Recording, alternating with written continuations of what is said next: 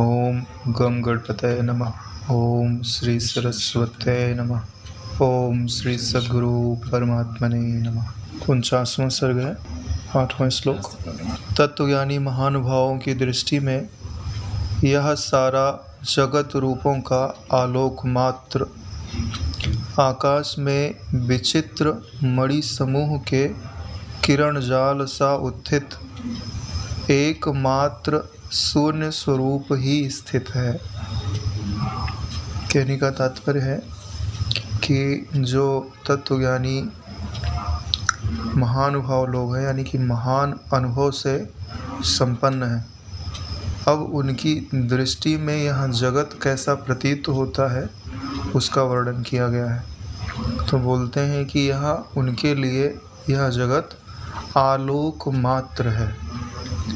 आलोक मात्र का अर्थ होता है कि केवल प्रकाश मात्र है, और प्रकाश में भेद न होने के कारण वो समस्त आकृतियों को केवल प्रकाश मात्र ही ग्रहण करते हैं। क्योंकि हमको भी दिखाई केवल प्रकाश मात्र ही देता है, लेकिन हमारा चित्त क्या करता है कि उसमें जो पहले के अनुभूत ज्ञान है उनको मिला देता है। जैसे गुलाब का फूल दिखाई दिया, ठीक है, तो गुलाब के फूल में सिर्फ आपको उसका रंग दिखाई दिया, ठीक है, लेकिन आपका मन क्या कहता है, इसमें गुलाब वाली सुगंध भी होगी, जबकि दूर से देख रहे हो सुगंध नहीं आ रही, लेकिन पहले सूंघे हुए की स्मृति है, वो उसके साथ जोड़ दी। कोमल होता है ये जोड़ दिया, उसका कुछ स्वाद होता है, कभी गुलाब की पत्ती चखी हो तो वो भी जोड़ दिया। तो दिखा एक ही तत्व, उसमें जो चार बाकी थे केवल हमने पूर्व की स्मृति से ला करके उसको जोड़ दिया। तो अब हमको वो गुलाब जो है पूर्व की स्मृति वाला ज़्यादा हिस्सा है, अभी वर्तमान में कुछ ही दिख रहा है। तो इससे क्या होता है कि पूर्व की स्मृति तो गुलाब की बात थी, लेकिन जब कोई व्यक्ति मिलता है तो हम भी ऐसे ही करते हैं, तो व्यक्ति के जो पहले के आचरण थे वो भी जोड़ देते हैं, और उसमें दिखा तो प्रकाश मात्र ही, और उसमें चार तत्व और जोड़ देता है। लेकिन तत्वज्ञानी क्या करते हैं कि जो दिख रहा है केवल उसको उतना ही देख रहा है। अभी जो भी ये जगत मेरे को दिखाई दे रहा है, आँख बंद कर लूँ तो जो जिन चीज़ों का अभाव हो जाता है वो सब प्रकाश मात्र ही तो थे। अगर प्रकाश, क्योंकि आँख केवल प्रकाश को ही तो ग्रहण करती है, और किसको ग्रहण करती है। अगर आँख बंद करने पे जिन चीज़ों का अभाव हो जाता है, तो आँख खोलने पर जो जो चीज़ें आपको दिख रही हैं उनको आपको केवल प्रकाश मात्र ही बोलना पड़ेगा। सच्चाई है। तो इसीलिए क्या लिखा हुआ है कि उनकी दृष्टि में जगत रूपों का आलोक मात्र, यानी वो पूरा जगत उनको कैसा लग रहा है, आलोक मात्र, प्रकाश मात्र, या ये बोलो तो ज्ञान मात्र, ज्ञान मात्र ही अनुभव हो रहा है। और बोलते हैं उदाहरण क्या दिया हुआ है, जैसे आकाश में विचित्र मणियों का किरण जाल सा बन जाए। अभी स्टेडियम में वो लोग लाइट लगाए तो जो बीम जा रही है प्रकाश का एक आकृति बन जाए उसके अंदर, तो प्रकाश मात्र ही है। ना वहाँ हाथ हाथ है, ना वहाँ पाँव पाँव है, सब प्रकाश मात्र ही है। तो ये दृष्टि उनकी हो जाती कि जो भी दिख रहा है वो मणियों से निकलने वाले किरण जाल के सदृश ही है।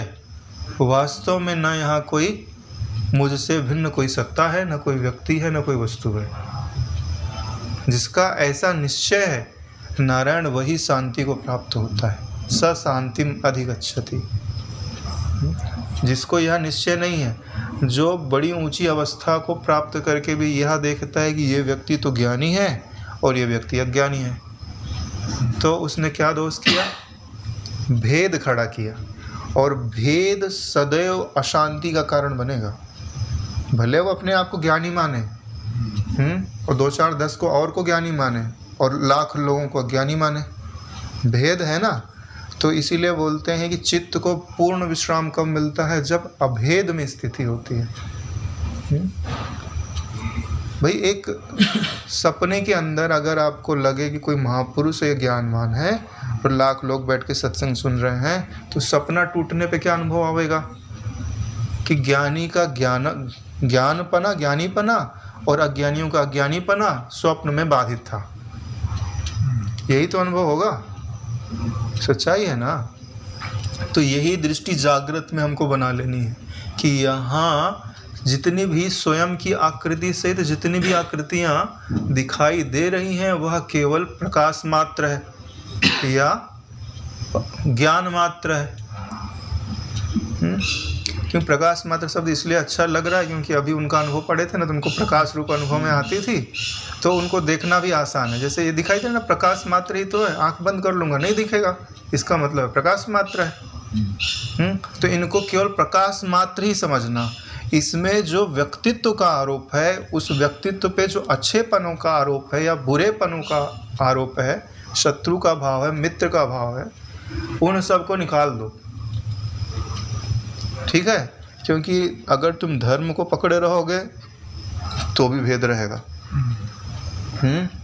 पाप पुण्य को पकड़े रहोगे तो भी भेद रहेगा, जीव और ईश्वर को पकड़े रहोगे तो भी भेद रहेगा, जीव और जीव को पकड़े रहोगे तो भी भेद रहेगा, ईश्वर और ब्रह्म को पकड़े रहोगे तो भी भेद रहेगा, ईश्वर अलग और ब्रह्म अलग।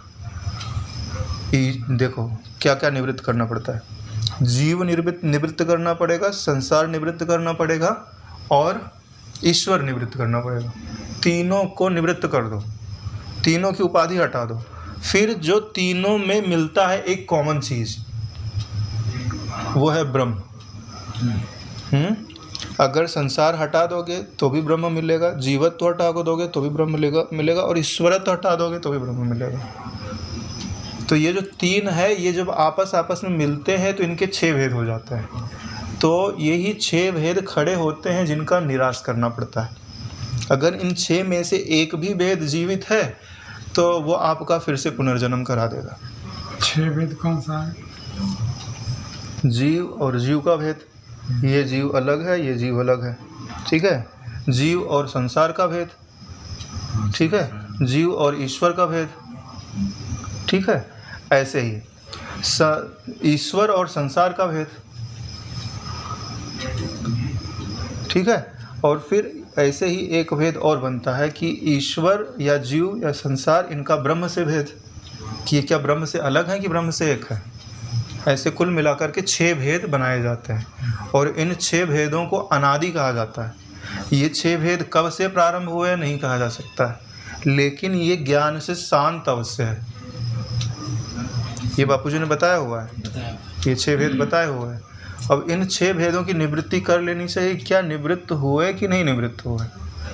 अगर निवृत्त हो गए तब अभेद जो स्थिति है ना, तो फिर अभेद स्थिति की प्राप्ति होने पर चाहे नेत्र खुले रहें चाहे बंद रहें, एकदम शांति निवास करती है। उसका परम प्रयोजन पूरा हो गया, ठीक है। लेकिन अगर तुमने अभ्यास करके केवली कुंभक से शांति पाई है ना, तो नारायण वो शांति सिद्धि दे सकती है, लेकिन वो जब तुम्हारा अभ्यास खत्म हो जाएगा ना, तो वो शांति अशांति में बदल जाएगी, क्योंकि तुमने किसी क्रिया का अभ्यास करके वो प्राप्त किया है ना। तो जब तक क्रिया के अभ्यास का बल है तब तक वो रहेगी। आगे कहते हैं, इस संसार में ना तो ये सब नाना प्रकार के जीव सत्य हैं, इस संसार में ना तो ये नाना प्रकार के जो जीव हैं ये सत्य हैं, ना यह जगत रूप सत्य है। देखो जीव का भेद पहले हटाया, अब जगत का भेद हटाते हैं। न यह जगत रूप सत्य है, ना कहीं शून्यता ही है, यानी ना इनका अभाव ही है। यानी देखो पहले सत्यता का बात किए कि ना कोई जीव सत्य है, इसका मतलब जीव नहीं है। फिर बोले ना जगत सत्य है, यानी जगत नहीं है। तो मन में क्या आएगा कि कुछ नहीं है। तो क्या बोल रहे हैं? कुछ नहीं भी नहीं है, ना कहीं शून्यता ही है, किंतु ब्रह्म नामक रत्नेश का प्रभा जाल ही, यानी उसका आलोक या उसका ज्ञान। प्रभा से दोनों अर्थ ले सकते हो, या तो उससे प्रकाश समझ लो या उससे ज्ञान समझ लो। प्रभा जाल ही सर्वत्र प्रसारित है, उसी का चारों ओर विलास हो रहा है। ये सारी भूमिका सप्तम भूमिका को दृष्टि में रख करके कही जा रही है। सप्तम भूमिका में नेत्र खोलने पर जो कुछ रंच मात्र भासता है वो सिर्फ प्रकाश मात्र ही भासता है, कि केवल आभास मात्र है। जैसे तुम्हारे समय तुम्हारे चारों तरफ 3D पिक्चर लगा दी जाए और चश्मा पहना दिया जाए, ठीक है, तो तुम्हारे पास से भाला होके तो गुजरेगा, लेकिन तुमको लगेगा नहीं। ऐसा भी हो सकता है। एक बार हम लोग तो गए थे इधर साइंस सिटी में, तो एक ग्रह नक्षत्रों का कोई लगाया हुआ था, तो उसमें उल्का पिंड निकलता था ना, तो ऐसा लगता है ये अपनी ओर ही आ रहा है ना। ऐसा लगा आके तो चला गया अपने शरीर के आर पार, कुछ तो नहीं हुआ। ठीक स्थिति होती है कि उनको पूरा जगत कैसे लगता है, ऐसी आसपास प्रकाश की किरणें खेल भर रही है, यह आभास मात्र ही है, कुछ सत्य नहीं है। तो उसके लिए क्या अनुभव, क्या शब्द दिया गया, ब्रह्म नामक रत्नेश। रत्नेश किसको बोलते हैं, जो रत्नों को रखता है, जौहरी समझ लो। तो उसके अगर बहुत सारे रत्न होंगे और निकाल के अगर ऐसे फेंक देगा तो कहीं लाल प्रकाश प्रतिबिंबित हो रहा है, कहीं हरा हो रहा है, कहीं नीला हो रहा है। तो वही ये जगत, उसी का चारों ओर विलास हो रहा है। ये ऐसा भावना करना तो कठिन नहीं है, चलो अनुभव हो चाहे नहीं हो। एक चीज़ मैं बोलता हूँ, जैसे बापूजी ने बहुत बढ़िया युक्ति दी हुई है कि बोले जहाँ तुमको पहुँचना है ना, उस चीज़ की तुम भावना करो कि ये चीज़ ऐसी है और हम पहुँच गए। तो जगत जो है ना, जो भी आपको अनुभव में आता है, चाहे वो जीवपना होवे, चाहे ईश्वरपना हो, चाहे ब्रह्मपना होवे, जब आपने उसकी दृढ़ भावना की है तभी हंसता है कि ऐसा लगता है कि हम यही हैं। करेंगे तो आप जो भावना आप करोगे, इसीलिए करते करते धीरे धीरे वो भासने लगता है एकदम। इसीलिए अपने ब्रह्म रामायण में एक पूरी 8 लाइनें ही बनाएगी, ऐसी किया कर भावना। तो इसका हम अगर अभ्यास करें, चलो 15 मिनट ही करें, तो 10 मिनट ही करें, तो आज नहीं तो कल ऐसा भाषित हो सकता है नारायण, है ना। इसीलिए तो बोल रहा है। मजाक में भी किसी को झूठ अगर 10 लोग बोले ना तेरे इधर आँख पर कुछ लगा हुआ, हाँ, तो उसको ब्राह्मणा पक्का हो जाता। कुछ तो है, 10 लोग बोल रहा है एक आदमी ने, तो उस चीज़ को पक्का हो जाता, तो ये भावना करने से ये भी तो पक्का हो जाएगा। याद है, मैं पहली बार ही लीलोपाख्यान पढ़ा था इसमें, योग वशिष्ठ में पहली बार पढ़ा था। तो पढ़ते पढ़ते पूरा होते होते तो ऐसा लगने लगा था कि ये पूरा जगह सपना ही है। मतलब ऐसा ही अनुभव में आने लगता है। सतत चिंतन चलता रहता है उसका पढ़ते समय, और बाद में मन उसमें रमता रहता है, ऐसे ही भासने लगता है। इसलिए तो बोलते हैं कि संग का रंग लगता है। जैसा हम संग करते हैं उसका रंग जरूर लगता है। तो अगर आप योग वासिष्ठ के ज्ञान का संग करेंगे तो इसका रंग क्यों नहीं लगेगा। उस सबसे गाढ़ा रंग है इसका। जो संसार के रंग होते हैं ना, जल्दी लगते, जल्दी छूटते भी है, लेकिन ज्ञान का रंग थोड़ा देर से जरूर लगता है, लेकिन वो नारायण फिर छूटता नहीं है, बहुत गाढ़ा है। अभी आपको नहीं महसूस हो रहा कि गाढ़ा है। संसार में जाओगे, यहाँ जो आपने अभी मनन किया हुआ है ना, वहाँ पे थोड़ा सा दुख मिलेगा, आपको याद आएगा यार क्यों हूँ मैं यहाँ पर। इतना सुख, इतनी शांति जब मैं विचार काल में अनुभव कर रहा था, यहाँ एक तुच्छ सी वस्तु के लिए मैं इतना पराधीनता, इतनी परिश्रम सह रहा हूँ। आपका विवेक वहाँ आपको खड़ा रहने नहीं देगा, अगर अभ्यास किया है तो। स्वाभाविक खोजता ही है, खोजता ही क्योंकि भाई मैंने अपने अंतःकरण में अनुभव किया है। जब आपने गहरी शांति का जहाँ अनुभव किया है ना, वो शांति आपके मन को खींच के ले जाएगी। भले उस जगह में रहते रहते उसका मूल्य नहीं है, लेकिन जब उसका अभाव खड़ा होता है ना, तब वो दौड़ के मेरे को वहीं जाना है, मेरे को वही चाहिए। क्योंकि जो चीज़ उपलब्ध होती है ना, उसका मूल्य नहीं होता। खोने के बाद समझ में आता है कि इसका क्या मूल्य था। उनसे पूछ के देखो कि जिन्होंने आश्रम छोड़ दिया और ऐसे चक्र में फंस गए कि वहाँ से अब चाहें तो भी निकल नहीं सकते। जब कभी अपना अनुभव सच्चाई से टटोलें तो वो ज़रूर बोलेंगे कि नहीं, हमने बहुत बड़ी चीज़ खोई है। हाँ, कभी ज्ञान का विचार किया ही ना हो, चित्त की वृत्तियों को, चित्त को बाधित करने का, उसको दृश्य में रखने का, स्वयं को प्रकाशक असंग साक्षी समझने का कभी अभ्यास ही ना किया हो, रजोगुण में ही आश्रम में जीवन बिता दिया हो, प्रवृत्ति में ही, तो शायद उनको, इसीलिए तो बोल रहे हैं कि इसका जो अभी हमको अगर प्रत्यक्ष अनुभव ना भी हो रहा हो ना, तो अपनी कमाई हो रही है। तो इसके लिए अपने को धैर्य रखना चाहिए कि नहीं, आज नहीं तो कल, है ना। मिट्टी पड़ गई है, चलो समझ लो कि बीज 1 फीट नीचे चला गया हो किसी कारण से, और वो नीचे से अंकुर निकल रहे हों, तो दिखाई ना दे रहे हो। तो आगे कहते हैं, चूँकि अनेकता नहीं है, अनेकता का बाद ही ब्रह्म ज्ञान है। चूँकि अनेकता नहीं है, अतः ब्रह्म की सृष्टियाँ भी नहीं है। न जीव सत्य है न जगत सत्य है। अच्छा। न जीव, अब जीव भी नहीं है जगत भी नहीं है तो अनेकता कहेगी नारायण। कहते हैं चूंकि अनेकता नहीं है अतः ब्रह्म की सृष्टियाँ भी नहीं है। अभी बोले ना रत्नेश का प्रकाश जैसा भाषित हो रहा है, तो बोले अब उसमें अनेकत्व तो है ही नहीं, तो अब उनको भी क्यों कहना कि ये ऐसे हैं। तो उनके भी होने पने का निराश कर रहे हैं। चूँकि विनाशिता नहीं है अतः प्रलय भी नहीं है। जब कोई वस्तु होवे तो बोलें कि भाई ये अब है, अब इसका प्रलय हो गया। जब वस्तु ही नहीं है तो प्रलय का तो शब्द ही नहीं बनता है। इसलिए बोलते हैं प्रलय भी नहीं है। किंतु मूर्ति शून्य कल्पना रूपी अनेक सूर्यों की ही किरणें एकत्र होकर यहाँ भाषित हो रही हैं।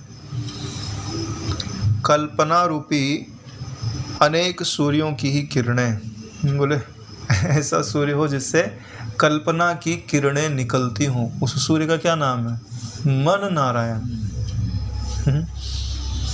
ये सूर्य तो दिखाई देता है और उससे निकलती हुई किरणें दिखाई देती हैं। यह सूर्य तो ऐसा है कि सूर्य नहीं दिखाई देता, खाली किरणें ही दिखाई देती हैं नारायण। कल्पना रूपी किरणें ही दिखाई देती हैं। सूर्य की किरणें ही एकत्रित होकर यहाँ भाषित हो रही हैं। तो कल्पना किसको बोलता है? जो है, जो दिख रही है मगर है नहीं, उसी को कल्पना बोलता है। जो दिखे और होवे भी उसको कल्पना नहीं बोलता है। जैसे लौकिक जगत को ये देखो तो ये ग्रंथ जो है ना कल्पना नहीं है। मानसिक जगत में यह कल्पना है। लौकिक जगत में तो उपलब्ध है ना। अब यहाँ मैं बोलूँ कि यहाँ गुलाब का फूल रखा हुआ है तो ये कल्पना है, क्योंकि ये उपलब्ध नहीं है। अभी मैं वहाँ से उठा के किसी को दे नहीं सकता, इसको तो दे सकता हूँ। तो अगर केवल भौतिक जगत को देखते हैं तो कुछ कल्पनाएं होती हैं और कुछ कल्पनाएं नहीं होती। लेकिन अभी मैं आंख बंद कर लूँ और फिर किसी भी चीज़ की भावना करूँ तो सब कल्पना ही होगी। वहाँ कुछ भौतिक वस्तु जैसा कुछ नहीं है। तो जब ज्ञान के अनुभव के लिए जाते हैं तो यह समझ लेना चाहिए कि हमने आंख बंद की हुई है। जो कुछ भी हमको भाषित हो रहा है हमारे हृदय में भाषित हो रहा है, तभी आपको समझ में आएगा कि सब कल्पना है। यहाँ अब ऑप्शन नहीं है कि ये कल्पना हो सकता है, ये कल्पना नहीं हो सकता है। मनोराज्य आदि में संकल्प कल्पित मूर्तिकार पदार्थों की तो शून्यता प्रसिद्ध ही है। यानी कि जब हम मनोराज्य करते हैं तो जो भी पदार्थ हमको मन के अंदर भासते हैं वो तो संकल्प कल्पित ही हैं। जैसी हम कल्पना कर रहे हैं वैसे ही दिखाई देते हैं। पिंड रूप से उनका ग्रहण प्रसिद्ध नहीं है। अभी जो हम उदाहरण पे चर्चा की है ना, पिंड रूप से यानी आदि भौतिक रूप से, कि उनकी उपलब्धि, इसी को पिंड रूप से कहा जाएगा। सच पूछिए तो इस प्रकार कल्पना ही मूर्तिमान जगत रूप से भासती है। कल्पना ही मूर्तिमान, जो हमको मूर्तिमान लगता है कि नहीं ये वस्तु है, विद्यमान है या पिंड रूप से स्थित है, वास्तव में वो भी कैसी है? बोले कल्पना ही है जो मूर्तिमान हमको लगती है। यहाँ घनीभूत कोई पिंड ग्रहण नहीं है। वास्तव में यहाँ कोई घनीभूत पिंड ग्रहण नहीं है। इसी चीज़ को हमको निवृत्त करना है। हमको अभी भी हमारी दृष्टि पे क्या आरूढ़ है कि ये व्यक्ति है, ये व्यक्ति है, ये व्यक्ति है, कोई अच्छा है, कोई बुरा है, कोई अपना है, कोई पराया है। जब तक इनमें जो पिंडत्व है या इनमें हमको जो भाव है कि ये हैं और ऐसे ही हैं, पंचभौतिक यानी इनका शरीर सत्य लगता है, उसको हटाना ही पड़ेगा। तभी आपको परमानेंट विश्रांति प्राप्त हो सकती है। जैसे टेम्प्रेरी विश्रांति तो आप ध्यान करके प्राप्त कर सकते हो, लेकिन अगर आपको परमानेंट विश्रांति प्राप्त करनी है, निष्कंटक राज्य प्राप्त करना है, तो भेद की निवृत्ति अत्यावश्यक है। और उसका क्रम है, जो पहले आदि भौतिकता है वो प्रातिभाषिकता में लीन होती है। एकाएक ये जगत ब्रह्म में लीन नहीं होगा ना, ठीक है? क्यों? क्योंकि आप जगोगे तो सही, खाना पीना तो खाओगे, व्यवहार तो करोगे, तो पहले आदि भौतिक लगता था ना, तो फिर कल्पना मात्र लगेगा ना। एकाएक ब्रह्म में कैसे बाधित हो जाएगा? यही तरीका होता है ना। अरे भाई 3 चीज़ अनुभव में आती हैं, आदि भौतिक, फिर मन, फिर ब्रह्म जानने वाला। तो आदि भौतिकता फिर मनोमय में जाएगी, फिर मनोमय ब्रह्म रूपता में जाएगा। ऐसे ही तो होगा, डायरेक्ट नहीं होगा। लेकिन कई लोग क्या सोचते हैं पता है, जो विचार नहीं करते हैं ना, वो सोचते हैं कि एकाएक सब कुछ ब्रह्म में बाधित हो जाएगा, या ऐसा सोचते हैं कि एकाएक सब ब्रह्म रूप दिखने लग जाएगा। तो नहीं होगा नारायण। पहले आपको सबको मनोमय देखने की आदत डालनी पड़ेगी, या प्रकाश मात्र देखने की आदत डालनी पड़ेगी, या ज्ञान मात्र देखने की आदत डालनी पड़ेगी। अभ्यास करना पड़ेगा, तब तो एक दिन उन आकृतियों को आप निराश करके उनके पीछे जो सत्ता वर्तमान है उसको देख पाओगे। जब तक इनमें पंच भौतिकता विद्यमान है, ठोसता विद्यमान है, मूर्तिमानता विद्यमान है, तब तक इनके पीछे जो सत्ता विद्यमान है आप नहीं देख पाओगे नारायण। स्थिति नहीं होगी, क्योंकि ये विक्षेप कर देंगे आपको। जैसे अगर आपको सब कुछ देखना है तो उन वस्तुओं का पारदर्शी होना जरूरी है। पारदर्शी होंगे तभी उनके पीछे जो है वो दिखेगा। अगर वो अपारदर्शी होंगे तो कैसे दिखेगा? तो उनके पारदर्शी होने का अर्थ यही है कि वो मनोमात्र दिखें, तो इसका मतलब है कि वो पारदर्शी हैं। अगर वो जैसे पहले अज्ञान काल में हमको जैसे सबका हड्डी मांस ये सब भास रहा है वैसे ही भासते रहा, तो अपारदर्शी है, नहीं दिखेगा नारायण। जिस सत्ता में वो बदल रहे हैं उस सत्ता का भान नहीं होगा। क्योंकि जैसे आकाश में एकमात्र शून्यता अवगत होती है, जैसे आकाश में एकमात्र शून्यता अवगत होती है, वैसे ही संकल्प कल्पित मनोराज्य आदि में एकमात्र शून्यता ही अवगत होती है। यानी ग्रहण में क्या आया, यह बताने का तात्पर्य कि ये जो जगत आपको अनुभव में आ रहा है यह संकल्प कल्पित है, और जैसे मनोराज्य संकल्प कल्पित होने के कारण शून्य रूप ही होता है। अरे भाई उसमें से कुछ निकलेगा? कुछ नहीं निकलेगा। कुछ प्राप्त होगा, कुछ अप्राप्त होगा। तुम कल्पना कर लो उसमें शत्रु आया है और उसने तलवार से मुझे मार दिया, तो तुम मर जाओगे। चिल्ला दो तदात्म होकर के, क्या पता चिल्ला दो, ठीक है, लेकिन कोई हिलाएगा पकड़ के तो अरे यार कल्पना ही तो थी। ऐसे ही ये जो जगत है ना, ऐसे ही आपको शून्य रूप अनुभव करना पड़ेगा। कब अनुभव होगा? जब आप इसे संकल्प कल्पित अनुभव करोगे। और संकल्प कल्पित अनुभव कब करोगे? जब पहले समझो कि यह संकल्प कल्पित क्यों बोला जाता है। जब आप यह समझ लोगे तब संकल्प कल्पित की भावना करो, बिना समझे भावना मत करो। और केवल समझ कर छोड़ मत दो। 2 ही चीज़ें हैं, पहले समझो और बराबर बुद्धि का निष्कर्ष हो जाए, नहीं यही सही है, ठीक है। फिर जो निष्कर्ष है उसकी दोहरावनी करो अपने चित्त में, और प्रबल वेग के साथ करो। तो जो सतोगुण होता है ना, वो क्या करता है, सतोगुण इनकी दोहरावनी में जो आने वाले विघ्न हैं उनको हटा देता है। इसीलिए बोलते हैं अपना सतोगुण बढ़ाओ, क्योंकि रजोगुण रहेगा ना तो स्थिर नहीं होने देगा। सतोगुण में स्थिरता होती है, रजोगुण में प्रवृत्ति होती है। समझने के लिए रजोगुण कोई बाधा उत्पन्न नहीं करता, लेकिन उनकी भावना के द्वारा उनको स्थिर करने के लिए सतोगुण की आवश्यकता पड़ती है। अगर रजोगुण ही रहेगा प्रधान तो समझ तो जाएगा, लेकिन बोलेगा कि मेरी स्थिति नहीं हो रही है, मुझे विश्राम नहीं प्राप्त हो रहा। और सतोगुण किससे आता है? नियम निष्ठा से। जो भी नियम लो, मन बोल रहा है कि आज तो 10 माला से ज़्यादा करने का मन नहीं है, बहुत आलस से आ रहा है, हाँ तो ठीक है, उस दिन 10 के बदले 20 माला करो। देखो जब तुम माला करके उठोगे ना, तो जो जिस प्रसन्नता का तुमको अनुभव होगा ना, वैसी प्रसन्नता कभी नहीं मिली होगी। सही बता रहे हैं, मन के ऊपर जीत हो गई। मन के ऊपर जीत हो गई। इसीलिए तो बोलते हैं कि सत्वगुण प्रारंभ में कड़वा लगता है, लेकिन बाद में अमृत तुल्य है। ये आदत हमको अगर लग जाए ना तो मज़ा आ जाए। अपनी मान्यताएं ही तो हैं, हाँ, कि ये अच्छा है, ये बुरा है, ये मन के लिए अच्छा है। एक चीज़ मैं बताता हूँ, सबसे बड़ा दुश्मन हमारा कोई है ना, हमारा मन। मैंने ठोक के देखा है बढ़िया से। जब वो बोले कि अब इस शास्त्र को पढ़ने का बिल्कुल मन नहीं कर रहा, बिल्कुल अब ऊब गया हूँ, ले लो और बैठ जाओ पढ़ने के लिए। 5 मिनट पढ़ोगे फिर देखोगे कि मन को उसी में रस आने लग गया है। ये मन का ढोंग मात्र है, सच बोल रहा, मैंने अनुभव करके देखा। कभी मैं रख लेता हूँ गीता आदि, क्योंकि मेरा स्वभाव है, रख लिया भगवत गीता। अब उसके जो श्लोक है उनका अर्थ पढ़ना, समझना, शांत रहना। कभी अष्टावक्र गीता है, कभी भगवत गीता है, कोई भी। तो कई बार मन बोलता है यार बहुत पढ़ लिया, अब बिल्कुल समझ में नहीं आ रहा है। मैंने बोला कैसे तुमने ऐसा कि अब समझ में नहीं आ रहा है? अब तो ज़रूर पढ़ेंगे। 1 मिनट 2 मिनट से ज़्यादा नहीं टिकता। 2 मिनट तक उसको लगेगा यार अच्छा नहीं लग रहा है। तीसरे मिनट उसके रस में ऐसे शांत, बोले बहुत बढ़िया लग रहा है, ब्रह्माकार वृत्ति बन रही है, अज्ञान निवृत्त हो रहा है। मैंने देखो ये देखो नाटक है, इसी को नाटक बोलते हैं मन का।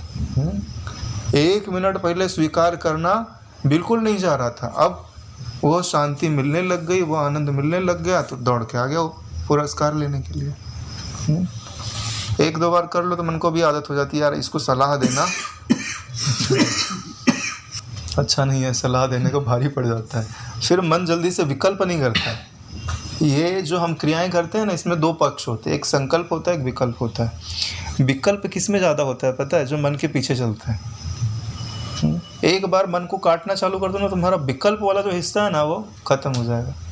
अब मन को पता है ये जैसे ही बोलूँगा ना सज़ा बढ़ जाएगी, तो बोलो ही मत सच में। और सच में मन के विपरीत करने के उपरांत जिस शांति का, जिस प्रसन्नता का अनुभव होता है ना, वैसे तो कभी नहीं होता। या यह चीज़ बताता है कि मन जितना स्थूल है वो उतना ही सुख से, शांति से रहित है। और जितना ज़्यादा सूक्ष्म है, सूक्ष्म का मतलब होता है कि उसके विपरीत हो रहा है ना तो सूक्ष्म हो गया, उसके अनुकूल हो रहा है तो वो स्थूल हो गया। और जो आत्म तत्व है ना, मन के बिल्कुल प्रतिकूल है। क्यों? क्योंकि मन जीवित कब रहता है? जब वो विषयों को ग्रहण करे तो जीवित है, स्वरूप की ओर गया तो खत्म, प्रतिकूल हुआ ना। जबकि उपजा उसी के आश्रय से है, लेकिन अपना अस्तित्व बचाने के लिए वो स्वरूप की ओर कभी जाना नहीं चाहता और ना जाने देना चाहता है आपको। क्यों? क्योंकि उधर गए ना तो मन की सत्ता खत्म, मनोराज्य खत्म, जगत ही नहीं, मन कहाँ से रहेगा? इसके लिए नाना प्रकार के भ्रम दिखा करके, प्रलोभन दिखा करके वो आपको इसी भेदात्मक जगत में उलझा के रखना चाहता है। शून्यता प्रसाधन का फल है, कहते हैं। प्रसाधन का मतलब जो हमने अभी तक ज्ञान की प्राप्ति के लिए साधन किया है ना, उसको प्रसाधन, प्रकृष्ट साधन बोलते हैं। अभी जो प्रसाधन का अर्थ समझा जाता है वो नहीं है यहाँ पे। अवस्तुभूत उस शून्यता में विवेकी पुरुष को अहमता, ममता, राग, द्वेष आदि भावों का बंधन भला कैसे हो सकता है? अवस्तु रूप शून्यता में। अरे भाई शून्यता तो अवस्तु रूप ही होगी, तो अवस्तु रूप क्यों बोल रहे हैं? कि पहले वस्तुएं वहीं भासती थी, अब वहाँ वस्तुएं भास नहीं रही हैं। इस बात के प्रकाशन के लिए क्या बोला जा रहा है? अवस्तु रूप। अवस्तु रूप जो शून्यता है, अब शून्य है तो उसमें काहे का अहंकार करेगा? कोई अहंकार हो सकता है? सुषुप्ति में कोई अहंकार होता है? या प्लस हो तो अहंकार होता है, या माइनस हो तो अहंकार होता है। कुछ नहीं में कोई अहंकार नहीं होता, कोई ममता नहीं होता। राग द्वेष आदि भावों का बंधन भला कैसे हो सकता है? प्रश्न ही नहीं है ना। शून्यता का मतलब आपके सिवा कोई नहीं, तो अहमता ममता तो दूसरे के प्रति होती है ना। अरे अहमता तुम में दिखाओगे किसको? आप अकेले बैठे हो और उस समय अहमता कहाँ प्रकट होती है नारायण? दूसरा होवे तभी अहमता प्रकट होती है, ममता प्रकट होती है, राग प्रकट होता है, द्वेष प्रकट होता है। अकेले में कुछ प्रकट नहीं है। इसलिए बोलते हैं वहाँ भला हो भी कैसे सकते हैं? क्योंकि भविष्यत आकाश रूपी वृक्ष में, एक शब्द आगे लगा दिया, आकाश रूपी वृक्ष बोल देते तो भी समझ में आता है कि आकाश रूपी वृक्ष नहीं हो सकता है। क्या लगा दिया, बोले भविष्यत, भविष्य काल में होने वाला, यानी अभी तो बिल्कुल नहीं है। तो वशिष्ठ जी की जो भाषा है, क्या पता कोई ठीक से अर्थ न लगावे तो कम से कम एक शब्द तो पकड़ लेगा। भविष्यत आकाश रूपी वृक्ष में किस पक्षी ने विश्रांति प्राप्त की है। अरे भाई, पक्षी को सोना है तो वृक्ष को तो होना जरूरी है ना। तो एक तो आकाश रूपी वृक्ष का होना संभव है, ऊपर से भविष्य काल में, यानी अभी तो है ही नहीं है। तो यानी मन रूपी जो पक्षी है उसको विश्राम करना है तो वहाँ उसको विश्राम मिल सकता है जहाँ वृक्ष हो। तो आपका जो मन रूपी पक्षी है ना, चित्त रूपी पक्षी है, इसको ब्रह्म रूपी वृक्ष पे ही विश्राम प्राप्त हो सकता है। क्योंकि अगर हम सोचते हैं कि इस दृश्यमान जगत में किसी शरीर आदि में बैठ करके, बिस्तर पे लेट करके, है ना, बढ़िया से तकिया वकिया लगा के, गद्दा डंडलप का बिछा के, है ना, विश्राम मिल जाएगा तो अपनी भ्रांति है नारायण। कितनी देर विश्राम मिलेगा? बुढ़ापे में तो वैसे ही नींद भाग जाती है ना, बीमारी में तो वैसे ही नींद भाग जाती है, और धन आ जाए तो वैसे नींद भाग जाती है। बहुत ज़्यादा धन हो जाता है ना तो अपने आप नींद भाग जाती है। तो सोचो, विश्रांति को खाने वाले इतने लोग पहले से खड़े हैं, है ना रितेश जी, नींद की गोली खानी पड़ती है ना, नींद आने के लिए। इसीलिए बोलते हैं कि अगर आपको विश्रांति प्राप्त करनी है तो एक वृक्ष तो चाहिए जहाँ आपको विश्राम प्राप्त हो। तो ऐसा वृक्ष मत ढूंढो जो आकाश का बना हुआ हो, ऐसा वृक्ष ढूंढो जो सत वस्तु का बना हुआ हो। सत वस्तु अपना स्वरूप ही है नारायण। इस तरह संसार में पिंडत्व आदि का खंडन हो जाने पर सार रूप से सन्मात्र ही शेष रह जाता है, यह कहता है। अगर आपने पिंडत्व का खंडन कर दिया तो क्या शेष रह जाएगा? यह पिंडत्व जिसमें भास रहा है वो। अरे भाई, सामने कोई वस्तु है, वो वस्तु नहीं है तो जिसमें रखी है वो तो है, तो उसी को बोलते हैं सत। ये जो समस्त आकृतियाँ जिस तत्व में दिखाई दे रही हैं उसको सत बोलते हैं, और जिसको दिखाई दे रही हैं उसको चित बोलता है। ठीक है, और दोनों की एकता का अनुभव करना यही ब्रह्म ज्ञान है, कि जो देख रहा है, दिखने वाली चीज़ें उसी में दिख रही हैं, और जब ऐसा अनुभव होगा तो जो दिखने वाली चीज़ें होंगी ना वो कल्पित ही हो सकती हैं, सत्य नहीं हो सकती। यह आपके अनुभव से सिद्ध है। बोले कौन से अनुभव से सिद्ध है? हम तुम्हारी आँख में तिनका डाल दें तो तिनका तुम्हारी आँख से एक हो गया, तुमको तिनका नहीं दिखाई देगा।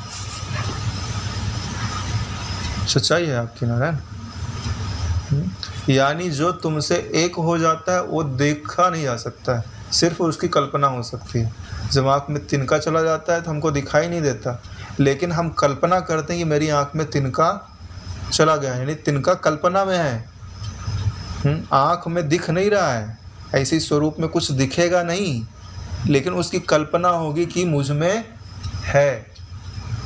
इसीलिए तो जगत बोलते हैं कि मुझ में कल्पना मात्र है।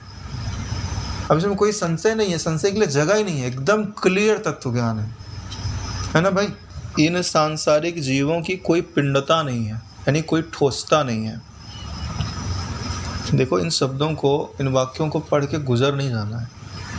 एक वाक्य पकड़ो और उसको एक दिन तो कम से कम घोटो, ठीक है। फिर देखो कितना बढ़िया रस मिलता है, कितना उसका तत्व का प्रकाश होता है। ये जो वाक्य है ना, सांसारिक जीवों की कोई पिंडता नहीं है, सांसारिक जीवों की कोई पिंडता नहीं है, यानी इनमें कोई ठोसता नहीं, यानी ये वास्तव में नहीं है, प्रकाश मात्र है, ज्ञान मात्र है, या कल्पना मात्र है, या आभास मात्र बोल लो। जैसे टीवी के दृश्य, या जैसे मनोराज्य, जैसे बादल में बनने वाली आकृतियाँ, ऐसे ही ये जगत है। यह प्रत्यक्ष अनुभव में आने के लिए इनका सतत अभ्यास आवश्यक है, करना ही पड़ेगा, कोई चारा। क्यों? क्योंकि हमारे गुरु जी इस तत्व में स्थित हैं, और जब तक हम इस तत्व में स्थित नहीं हो जाते तब तक हमें शांति से रहने नहीं दिया जाएगा। क्यों? क्योंकि तुमने ब्रह्मज्ञानी गुरु को स्वीकार किया हुआ है। ठीक है, सुखद परिस्थितियों से टांग खींच के लाया जाएगा, वहाँ डाला जाएगा जहाँ विवेक जगता है।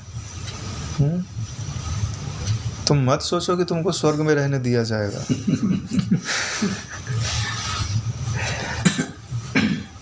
बोले वो सत्ता बोलेगी वहाँ पे, तुम ब्रह्मज्ञानी के शिष्य हो क्या? बोले हाँ। तो तुमने स्वीकार क्यों किया था? बोले तत्वबोध के लिए। तो यहाँ क्या कर रहे हो? जाओ, उधर सत्संग हो रहा है। क्योंकि ठप्पा लगा ना तुम्हारे ऊपर कि भाई ये इनका अधिकारी है।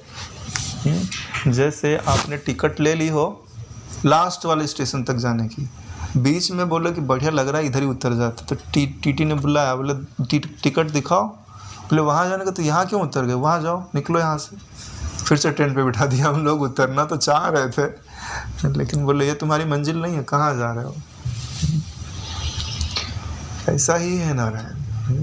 फिर समझ में आता है कि हमने कहाँ सिर झुकाया है। छोड़ने वाले नहीं है।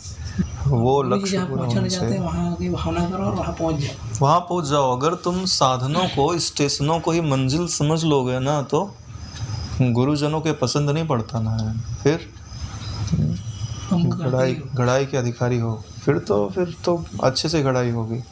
अगर आप उनकी बात नहीं मानोगे तो उनके जो सिपाही गण है ना, वो फिर बड़ा दुख देते हैं।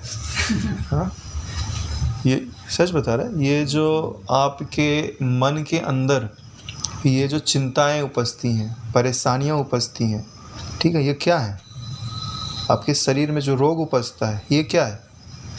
अरे नारायण, ये कृपा है आपके इष्ट की। हाँ, तुम जहाँ बैठे हो ना, कहाँ बैठे हो? गलत जगह बैठे हो। निकलो यहाँ से, बाहर निकलो। इस शरीर की अहमता में बैठे हो, इसकी ममता में बैठे हो। इस जगत में कोई आश्रय ढूंढ रहे हो कि कोई जॉब मिल जाएगी और हमारी लाइफ सेट हो जाएगी। हाँ, कोई पत्नी मिल जाएगी अच्छी सी और लाइफ सेट हो जाएगी। या बहुत थके हैं, बिस्तर का आश्रय ले लेंगे, अच्छी नींद आ जाएगी। अरे भ्रम छोड़ो नारायण। हाँ, त्यक्त्वा हृदय दौर्बल्यम त्यक्त्वा उत्तिष्ठ परम तप। ये हृदय की दुर्बलता है। कभी मेरा मन तो बहुत करता है कि एक बार भगवत गीता पे कभी कभार चर्चा करें, क्योंकि कुछ श्लोक ऐसे हैं ना, आपको भीतर तक हिला देंगे। और ये जो गीता की श्लोक सिर्फ श्लोक नहीं है, मंत्र भी है। मंत्र भी है। वो मंत्र की सामर्थ्य क्या होती है? कुछ मत समझो, खाली दोहराओ। वो अपना प्रभाव ना दिखाए तो बताना। तो जिसमें मांत्रिक सामर्थ्य भी हो और ज्ञान का भी सामर्थ्य हो नारायण, तो भैया अमृत है। तो ये हृदय की दुर्बलता है कि हम मन के अधीन हो जाते हैं, कि हमको यहाँ आश्रय दिला रहा है और यहाँ हम संतुष्ट हो जाएंगे। मत संतुष्ट हो नारायण। श्रेष्ठ का आश्रय ग्रहण करो। जो चीज़ स्वयं नष्ट होने वाली है उसका आश्रय लेकर के, हे मेरे मन तुझे प्राप्त भी क्या होगा। हाँ, यानी कि भगवत गीता जो जिस उद्देश्य के लिए करे, ठीक है, अपना उद्देश्य अगर तत्व ज्ञान है तो उसका अर्थ अलग होता है। किसी को कोई प्रॉब्लम में फंस गया है, वो निकालेगा तो उसको अलग अर्थ निकलेगा। लेकिन रास्ता तो सभी को कुछ ना कुछ मिल अवश्य जाता है।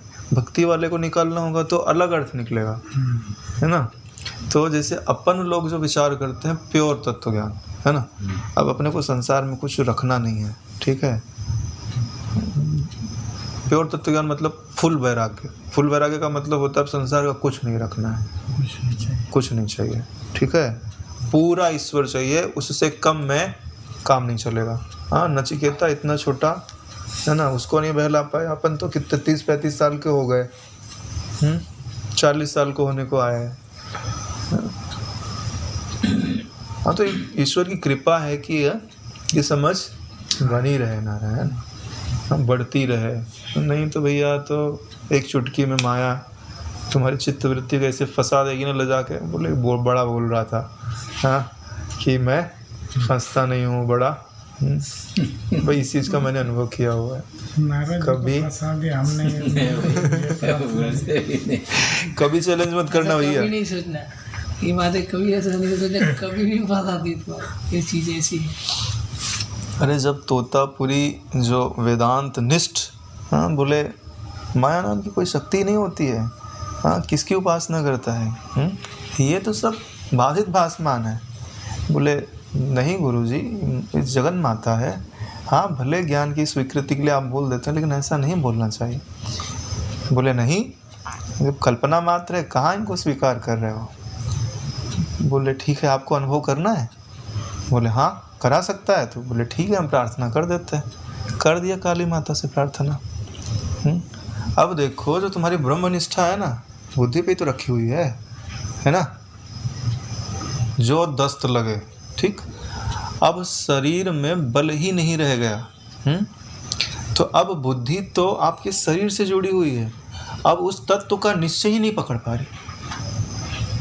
जो अद्वैत दृष्टि होनी चाहिए, उसके लिए बल तो चाहिए, और वो बल शक्ति तो तुमने नकार दिया।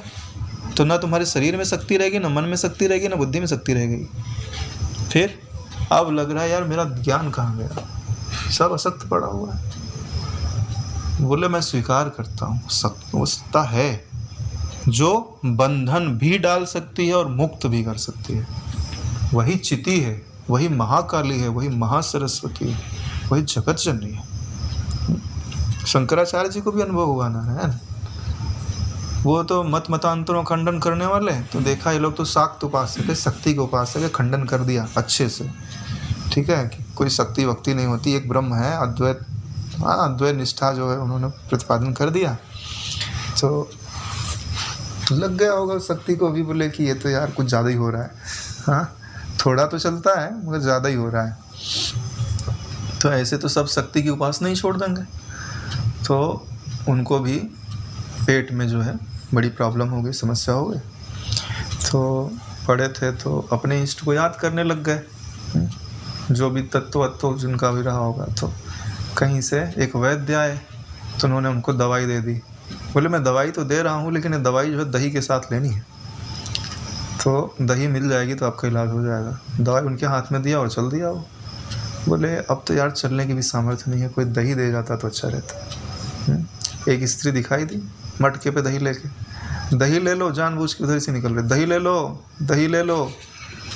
तो बोले माता, बोले दही दे दो। बोले हाँ आओ ले लो। बोले आप आ जाओ, मेरे शरीर में शक्ति नहीं है कि मैं वहाँ तक आ सकूँ।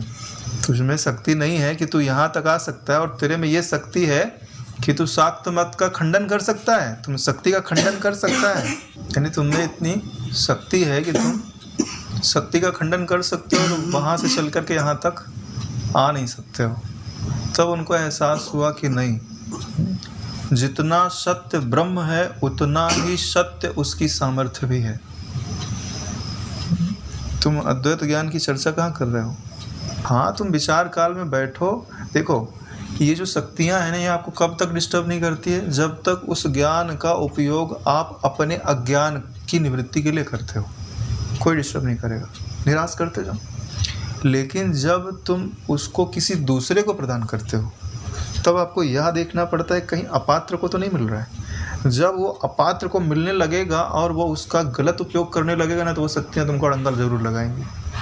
तब उसके बाद उन्होंने माता जगदम्बा की स्तुति की है, और वो स्तुतियाँ उनके ग्रंथों में लिखी हुई हैं। बोले क्षुधा तृषार्ता जननीम स्मरंती, जब बच्चा भूखा प्यासा होता है तो माँ की ही शरण जाता है। आपने ऐसा मेरा त्याग कैसे कर दिया? तो मैं न मोक्ष चाहता हूँ न ज्ञान चाहता हूँ। उन्होंने लिखा हुआ है अपने शास्त्र में, मैं तो सिर्फ ये चाहता हूँ कि मेरे मुख से मृडानी शिवा शक्ति, ये शब्द मेरे मुख से निकलते रहे, इसी में मेरा पूरा जीवन बीत जाए। देखो तो पूरा खंडन कर रहे थे, एक तो पूरा खंडन कर रहे थे। तो इसीलिए बोलते हैं ना, कैसे चलना चाहिए कि अपना कल्याण हो जाए, और जो जहाँ है जैसा है बना रहे, सबको प्रणाम करो, क्योंकि भेद ही नहीं है, एक ही तत्व है। तो उनको तो कर्तव्य था, क्योंकि बड़ा अनाचार फैल गया था जगत में, तो ब्रह्म तत्व तक कोई जा ही नहीं रहे थे, और तांत्रिक प्रक्रिया बहुत ज़्यादा फैल गई थी, इधर कपालिक वगैरह जो, और इधर जो उज्जैन आदि का है ना, उधर भैरव की बड़ी उपासना चालू हो गई थी, काल भैरव आदि की। तो इन सब को नियंत्रित करना आवश्यक था। और एक तरफ तो बौद्ध धर्म तो ये सब मिल करके उस समय ऐसा माहौल बना दिए थे कि अपने वेद की जो परंपरा है उपनिषद आदि की, उसका अर्थ किस तत्व में ग्रहण करना चाहिए, वो पूरे का पूरा छूटते जा रहा था। जैसे अभी भगवत गीता पढ़ो आप, पहले ही अध्याय में आता है कि जब ब्रह्मबोध होता है ना, तो बोले वेदों से कोई प्रयोजन नहीं रह जाता, ये वेद तो आपको फंसाने वाले हैं। क्योंकि इसमें तो 80,000 श्लोक तो कर्मकांड के हैं कि ऐसा हवन करो ये वस्तु प्राप्त हो जाएगी, ऐसा करो ये हो जाएगा, ऐसा करो स्वर्ग चले जाओगे। 16,000 श्लोक तो उपासना कांड के हैं, खाली 4,000 श्लोक जो हैं वो ज्ञान कांड के हैं। तो ज़्यादातर लोग तो स्थूल चीज़ें चाहते हैं ना, जो दिखे, हाँ, जो उनका अहंकार पोषित करे, ममता पोषित करे, उसी को तो चाहते हैं। तो इसलिए उन्होंने वहाँ पे बोला त्रैगुणिया विषया वेदा निस्त्रैगुण भवा अर्जुना। हालांकि इन सब चीज़ों से अपने को कोई प्रयोजन नहीं है, अभी तो अपने को अपनी ब्रह्माकार वृत्ति को पुष्ट भर कर लेना है। इसलिए सबसे प्रार्थना कर लो, जो भी होवे, हाँ, जहाँ भी होवे, सबको प्रणाम है, सिर्फ मुझे मेरी मंजिल तक जाने दो, मैं किसी के लिए कुछ नहीं बोलता। पहुँच जाऊँगा मैं सबकी स्तुति करूँगा, ठीक है। जैसे उद्दालक था ना, वो बड़ा चतुर है ना, हे कमंडल तुमको प्रणाम है, इतने समय तक तुमने हमारी सेवा की, अब मुझे तत्व में विश्राम पाने दो। ये चतुराई होती है ना। हे कुलदेवी तुमको प्रणाम है, बहुत दिनों तक तुमने हमारे कुल की रक्षा की, अब हमें उस तत्व में विश्राम पाने दो। वो भी संतुष्ट, अपन भी संतुष्ट, फिर हमको क्या लेना, ज्ञान विचार काल में क्या देखेंगे, मेरी आकृति, इनकी आकृति और इनकी आकृति, सब कल्पना ही मात्र है। पिता अपने बच्चे को कैसे वो मार सकता है, बोले आप में ताकत तो तुम्हारे के दिखाओ भाई, हम तो तुम्हारे पुत्र हैं। कैसे अपनापन एक अंदर से बहाने है ना, प्रकृति जैसे अपनी माता है ना। हाँ, तो सब तब आप विचार करने के लिए तत्वबोध विचार करो, तो वो थोड़ी तुमको मार देगी होती है ना। हाँ? वो तो प्रसन्न होती है कि हमारा पुत्र जो है अब लायक हो रहा है। नहीं तो इतना बल है ना उस शक्ति में। ये मार्कंडेय पुराण में आता है, ज्ञान नाम अपि चेतांसी देवी भगवती ही सा बलाताकृष्य मोहाय महामाया प्रयच्छति।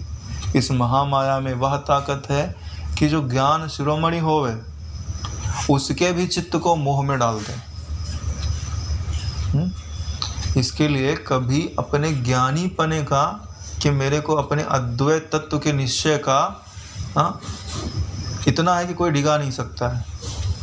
हाँ, बोलने को ऊपर से बोल दो, लेकिन भीतर में प्रणाम करके बोलो। नाराज मत हो जाना। क्या बोलते हैं, अथर्ववेद में आता है। अथर्ववेद में आता है, माता दुर्गा जब प्रसन्न होती हैं तो देवताओं ने पूछा कौन हो आप, आपका स्वरूप क्या है। सबसे पहले बोलती हैं अहम ब्रह्म स्वरूपिणी मत्तः पुरुष प्रकृतात्मकम जगत शून्यम चा अशून्यम चा। जो भी तुमको अभाव और भाव रूप जगत दिखाई देता है ना, सब मुझसे ही है, मैं ब्रह्म रूप हूँ।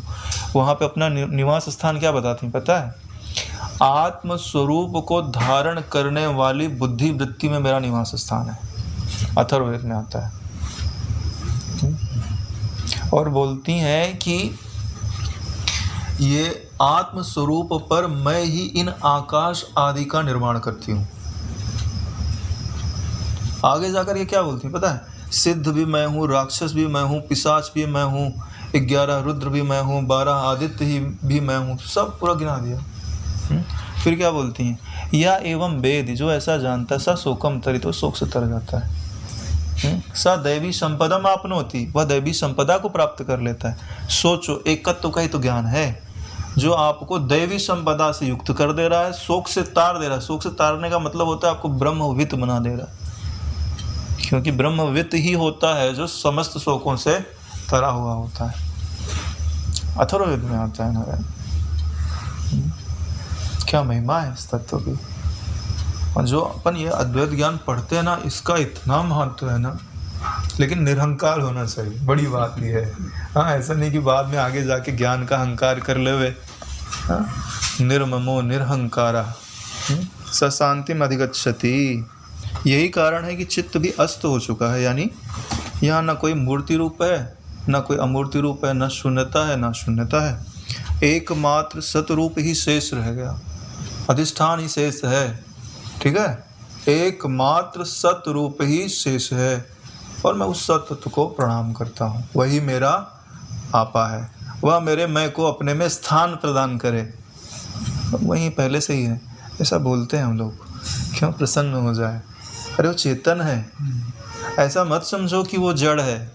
तुम हाथ देते हो ना कि मेरा अहम आप स्वीकार कर लो, तो आपका अहम वो पकड़ता है, स्वीकार करता है। नहीं तो तुम उस ब्रह्म तत्व के बारे में अहंकार करके चिंतन करके दिखाओ, अगले दिन तुम्हारी मनोवृत्ति भटक जाएगी। नारायण, ये उसकी प्रसन्नता है कि तुम उसके बारे में सुन पा रहे हो, उसके बारे में समझ पा रहे हो, उसकी ओर चल पा रहे हो। अगर वो नहीं चाहे ना तो अरे तुम नहीं जा सकते, तुम्हारी बुद्धि वृत्ति की कोई क्षमता नहीं है। नारायण, हाँ, ऐसा मोह में डाल देगी ना कि तुमको लगने लगेगा कि भाई हाँ, अद्वैत ज्ञान के लिए बैठने पर अपना अपमान होता है। हाँ, यहाँ जाने से तो अच्छा ही है कि अपन कहीं कोने में बैठ के ज्ञान चर्चा कर ले हुए, सुन ले हुए, नहीं तो है ना माला कर ले हुए। बड़ी कृपा होती है नारायण। उसका किसी तरह अपलाप नहीं हो सकता, वह सदा स्थित है। अपलाप यानी हटा देना, उसको मिटा देना। उस सत तत्व का अपलाप कर सकते हो? किससे करोगे? असत वस्तु से। कोई होए तो करे। हाथ पे आंवला रख दो, ठीक वैसे ही सत वस्तु है। हाँ, विचार करो, अभी है तुम्हारा शरीर, तुम्हारे शरीर के चारों तरफ सत वस्तु ही तो व्याप्त है। उसी में तो तुम्हारा शरीर दिखाई दे रहा है, उसी में तुम्हारा अंतःकरण दिखाई दे रहा है। अब इसमें क्या छिपाव है, क्या धुराव है? अभी विचार करो, अभी हस्तगत है। बात सिर्फ इतनी है कि तुमको उससे प्रयोजन नहीं है। उससे अगर प्यार हो जाए, उसके बिना रहा ना जाए तो स्थिति हो जाए। अभी हम उठेंगे और हमको याद आएगा ये काम करना, ये काम करना, ये काम करना, ये सब ज़रूरी है। क्या बोलता है चित्त? ये सब काम करना ज़रूरी है, इनके बिना नहीं चलेगा। ब्रह्म तत्व में विश्राम नहीं पाएंगे तो चल जाएगा। अभी तो बड़ा जीवन है, आज नहीं कल हो जाएगा, कल नहीं परसों हो जाएगा। ऐसे ही है नारायण, है ना, चल जाएगा ना। ब्रह्म तत्व में स्थिति के बदले हम अपनी ही किसी एक मनोवृत्ति को उससे ज़्यादा मूल्य दे रहे हैं। अहंकार क्या वस्तु होती है यार? अच्छा लगना, बुरा लगना क्या होता है? अरे नारायण, जब आपको पहले सन्यास की दीक्षा दी जाती थी, ये ज्ञान सुनाया जाता है ना, सन्यासी का ज्ञान है। आपको हाथ में कटोरा दे दिया जाता था, जब भैया भिक्षा मांग के लाओ। क्यों? जहाँ जाएगा फटकार पड़ेगी, पता चलेगा मान अपमान क्या होता है। हाँ, अभी तो किसी को 2 वर्ड बोल दो, हाँ तो फूल के कुप्पा हो जाते हैं। हाँ, तो ब्रह्म ज्ञान ऐसे लोगों के लिए नहीं है। यम ही ना व्यथ्यन्ति एते पुरुषम पुरुषर्षभ सम सुख दुखम धीरम सहामृतत्वाय कल्पते। लिखा हुआ है भगवद गीता का। रोज पढ़ेंगे, रोज सुनेंगे, लेकिन करेंगे वही हाथ। बना बनाया महल ध्वस्त कर देते। अरे नारायण, जो हृदय में एक डोर होती है ना, उसको चटका कर तोड़ना नहीं चाहिए। फिर अगर जुड़ेगी ना तो गांठ पड़ जाएगा। है ना भाई? सच्चाई बोल रहे हैं। हाँ, रहीमन धागा प्रेम का मत तोड़े चटकाए, तोड़े से फिर ना जुड़े जुड़े गांठ पड़ जाए। इसके लिए जिस तत्व को पाने के लिए आया ना, सिर्फ उस पर नज़र रखो। दूसरा क्या करता है, क्या बोलता है, क्या सोचता है। तेल पीने जाए ना, हम दूसरे के लिए आए थे क्या? अपना कल्याण करने के लिए। इसके लिए बहुत बढ़िया एक उदाहरण मेरे को याद आता है। किसी को अगर सोने की खान मिलेगी ना, तो वो सोना भरने पे नज़र रखेगा, कितना ज़्यादा भर लूँ। ऊपर कोई खड़ा है दूर और तुमको गाली दे रहा है ना, तो तुम उसको मारने नहीं जाओगे, ठीक है? क्यों? क्योंकि तुमको भी मूल्यवान वस्तु मिली है ना। तुम जल्दी जितना ज़्यादा भरो और लेकर के निकल लो यहाँ से। अगर तुमको नज़र आ रहा है कि हम उसको प्रत्युत्तर देवे, हम उसको कुछ करें, इसका तुमको सोने का मूल्य पता नहीं। चाहिए। चलिए आज यहीं विश्राम लेते हैं।